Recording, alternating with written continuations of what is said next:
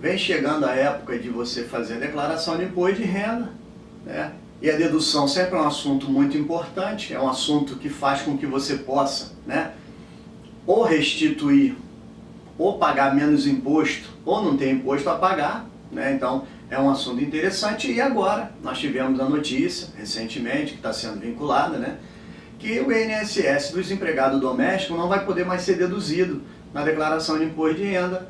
Então nós vimos que mais uma situação em que o contribuinte ele vem sendo prejudicado. Nós vamos falar a respeito disso, né, mais na frente. Eu sou o Dr. Antônio Teixeira, mas antes disso gostaria que vocês dessem joinha no nosso vídeo e se inscrevessem no nosso canal. Assim vocês vão estar nos incentivando a produzir mais conteúdo.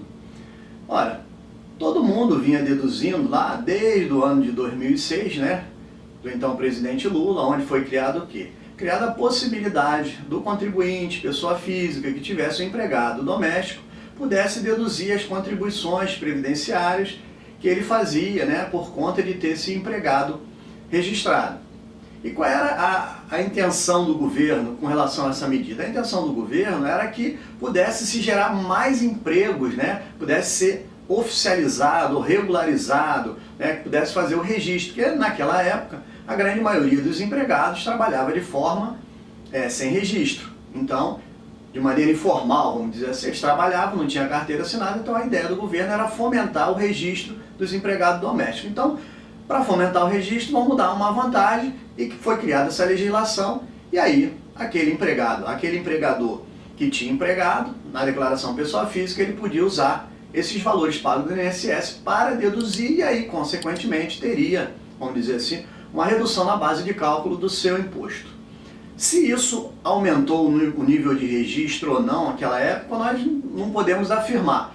Mas efetivamente nós sabemos que nem todo mundo, né, tem empregado doméstico, mas algumas pessoas têm. Então essas pessoas que já eram obrigadas a ter, que muitas das vezes já eram inclusive registradas, elas utilizavam, né, dessa possibilidade para poder deduzir isso na declaração de imposto de renda e consequentemente diminuir o impacto.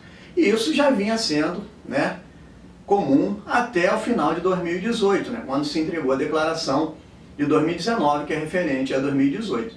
E agora, eles no ano de 2019 não conseguiram recriar isso, fazer a prorrogação, e aí no ano de 2019 isso foi extinto. Então a partir de 2020 agora, quando você entregar a sua declaração de imposto de renda referente a 2019, quem fazia essa dedução, quem tem empregado doméstico registrado, não vai poder utilizar essa dedução, né? Nós sabemos que o empregado doméstico ele trabalha para a pessoa física no âmbito da residência.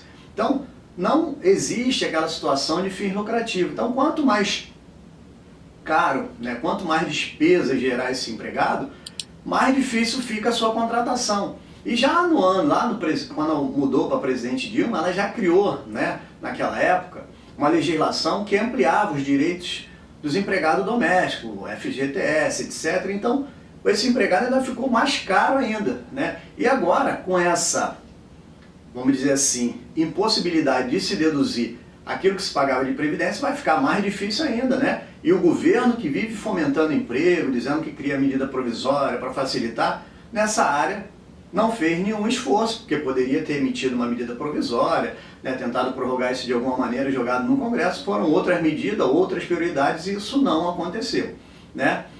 Mas, como a gente está falando de dedução, está falando de imposto de renda, a gente tem que entender que isso é mais uma situação onde o contribuinte ele fica prejudicado. Por quê? Porque nós já temos várias situações, e o governo fala ainda de ampliar, vamos dizer assim, a questão da dedução, e extinguir, ampliar, né, a extinção das deduções. Nós não sabemos se isso vai acontecer ou não, isso não está vigente, mas é uma palavra aí do ministro da Economia que diz que isso é desigual, que os mais pobres pagam mais, os mais ricos pagam menos, que eles vão mexer. O fato é que isso é um conjunto de medidas que o governo está visando, né, diminuir a possibilidade de reduzir a base de cálculo para aumentar a arrecadação, né? Nós sabemos que a tabela progressiva ela não é reajustada de acordo com a inflação.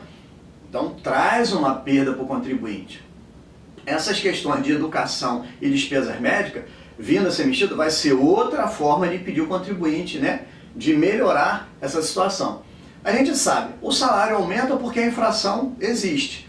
E se essa tabela ela não é corrigida, o seu salário ele passa a ser tributado de forma maior, né? Então você vai pagar mais imposto.